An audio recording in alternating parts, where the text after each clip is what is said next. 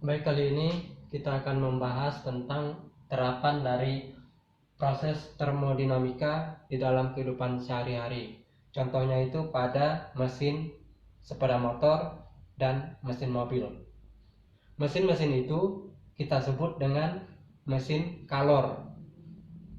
Sekarang kita lihat di sini ada namanya mesin Carnot. Mesin Carnot itu merupakan salah satu mesin Carnot yang ideal.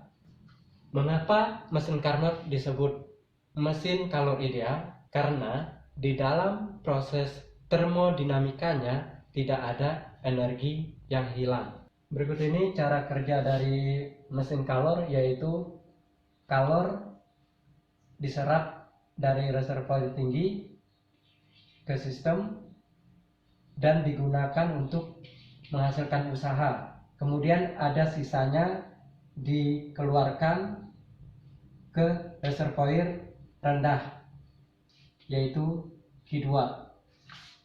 Reservoir tinggi itu memiliki suhu lebih tinggi dan kalor lebih tinggi. Untuk menghasilkan usaha, maka di dalam sistem ini terjadi proses termodinamika yang disebut dengan siklus Carnot. Nah, sekarang kita lihat di sini ada grafik B, V. Jadi siklus Carnot itu di dalamnya terjadi proses dari A ke B, isotermik, dan B ke C itu prosesnya adiabatik. Dari C ke D itu isotermik, dari D ke A itu adiabatik. Jadi dalam siklus Carnot ini sebenarnya ada dua proses, yaitu isotermik dan adiabatik. Hanya saja arahnya, kita lihat isotermik itu arahnya A ke B, dan isotermik berikutnya itu adalah dari C ke D, berkebalikan. Kemudian kita lihat arah dari adiabatik itu dari B ke C, kemudian berikutnya itu dari D ke A, arahnya juga bolak-balik. Jadi proses dari A, B, C, D kembali lagi ke A itu kita sebut dengan siklus Carnot. Seperti itu. Di sini ada dia menerima kalor Q1, yaitu dari reservoir tinggi, dan T1 yaitu suhu reservoir tinggi. Kemudian kalor dikeluarkan menuju ke reservoir rendah dengan suhu T2. Nah, berikut ini adalah keterangannya. Jadi T1 lebih besar dari T2, Q1 lebih besar dari Q2. Proses inilah yang akan menghasilkan usaha. Sekarang kita mau lihat dari proses ini sehingga menghasilkan usaha itu seperti apa. Sekarang kita cari di sini namanya usaha total. Untuk mencari W total dari siklus ini adalah ada namanya di sini dari proses isotermik A ke B, maka ada namanya usaha dari A ke B ditambah dengan usaha dari B ke C, yaitu adiabatik. Usaha dari B ke C dan ditambah usaha dari C ke D ditambah usaha dari D ke A. Sekarang kita lihat di siklus Carnot ini ada proses namanya isotermik dan adiabatik. Di isotermik itu Q sama dengan W, di adiabatik delta U sama dengan W. Sekarang kita lihat proses dari A ke B itu isotermik dan memiliki volume dari VA ke VC, berarti volumenya bertambah. artinya nilai kalornya positif. Sekarang kita lihat dari proses B, G, C, dari suhu tinggi ke suhu rendah, artinya delta U nya negatif. Terus sekarang dari C ke D, volumenya dari besar ke kecil, artinya kalornya negatif. Dari proses D ke A, dari suhu rendah ke suhu tinggi, artinya delta U nya positif. Sekarang kita lihat di sini adalah Q yang ini disebut Q1, ini disebut Q2. Nilai delta U nya sama, plus sama minus, berarti sekarang W total itu sama dengan Q1 minus Q. Jadi inilah nilai dari usaha yang dihasilkan oleh mesin Kalor atau mesin Carnot tersebut. Jadi kembali lagi kita lihat dari gambar ini bahwa ternyata besarnya usaha yang dihasilkan oleh mesin itu adalah selisih dari Q1 dan Q2, sehingga persamaannya seperti ini. Sebagai contoh, misalkan Q1 nya itu adalah 1000 Joule. Ternyata kalor yang dibuang itu adalah 200 Joule. Berarti berapa nilai usahanya yang dihasilkan oleh mesin ini? Berarti W sama dengan 1000 dikurangi 200 sama dengan 800 Joule. Kemudian di sini tadi ada hubungannya sama T1 dan T2. Jika ditanyakan besar salah satu suhunya, itu bagaimana? Itu kita gunakan persamaan perbandingan antara Q1 dan Q2. Q-nya adalah Q pada proses isotermik. Q proses isotermik itu rumusnya adalah nRT ln W2 per W1.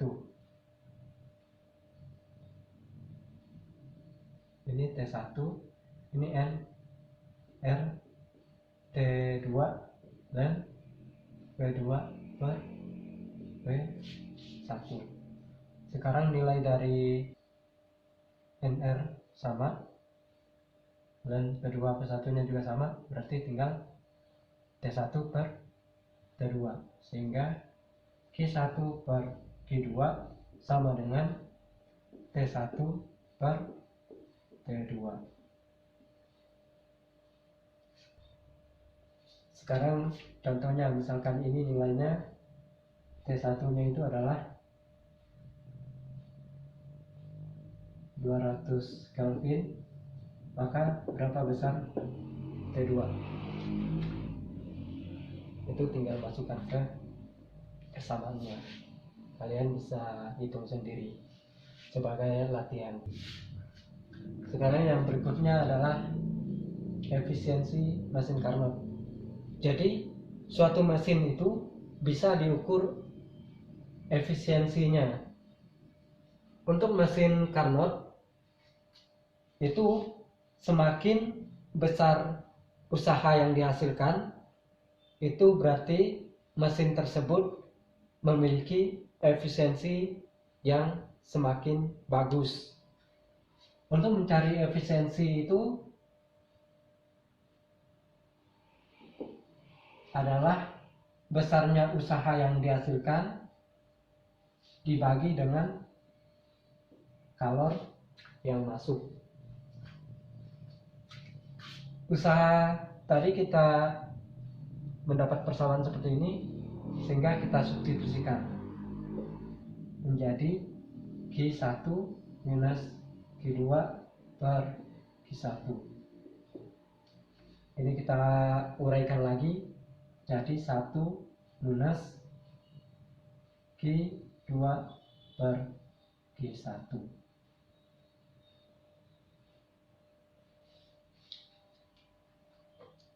Jadi inilah persamaan untuk menentukan efisiensi dari mesin Carnot. Atau bisa juga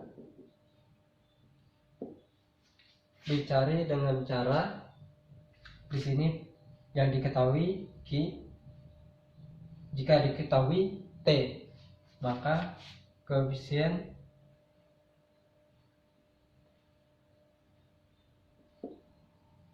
bisa dicari dengan 1 minus T2 per T1.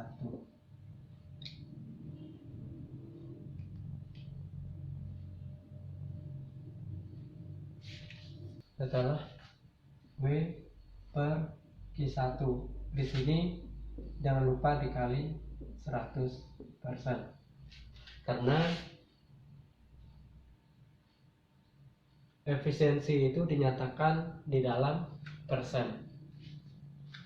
Jadi ini tadi menjadi Q1 minus Q2 per Q1 100%,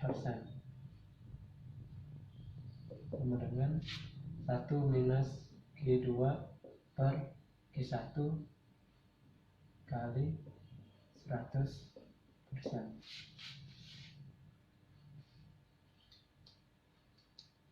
Jadi seperti ini. Ini juga berlaku kalau diketahui T, berarti di sini tinggal ganti T2 per T1. Baik, tadi contoh penerapan proses termodinamika itu terjadi pada mesin kalor. Terus ada yang kedua namanya mesin pendingin. Itu contohnya apa? Lemari es. Jadi pada proses mesin pendingin ini, kita lihat prosesnya pada gambar ini. Jadi prinsipnya itu adalah kita mengambil kalor dari reservoir rendah dan dibuang ke reservoir tinggi. Kalor itu pada umumnya mengalir dari suhu tinggi ke suhu rendah dan tidak bisa mengalir dari suhu rendah ke suhu tinggi. Oleh karena itu, supaya kalor Q2 bisa mengalir ke Q1, itu kita butuh namanya usaha, yaitu W, sehingga W-nya masuk. Usahanya dari mana? Contohnya pada kulkas tadi adalah usahanya dari energi listrik. Nah, energi listrik sehingga bisa memindahkan Q2 ke Q1. Sekarang kita lihat besarnya W, berarti sistem menerima W. W-nya itu adalah negatif. W itu digunakan untuk apa? Menyerap kalor. Kalor diserap berarti positif Q2 dan membuang kalor Q1 minus Q1. Jika W-nya dipositifkan, maka dia akan kembali lagi menjadi Q1 minus Q2, sama saja dengan mesin kalor.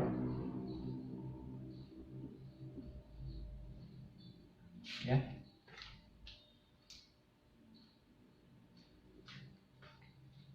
Jika pada mesin kalor itu kita sebut efisiensi, maka pada mesin pendingin kita sebut koefisien performansi. Koefisien performansi. Itu cara menentukannya seperti apa? Cp itu koefisien performansi sama dengan banyaknya kalori yang diserap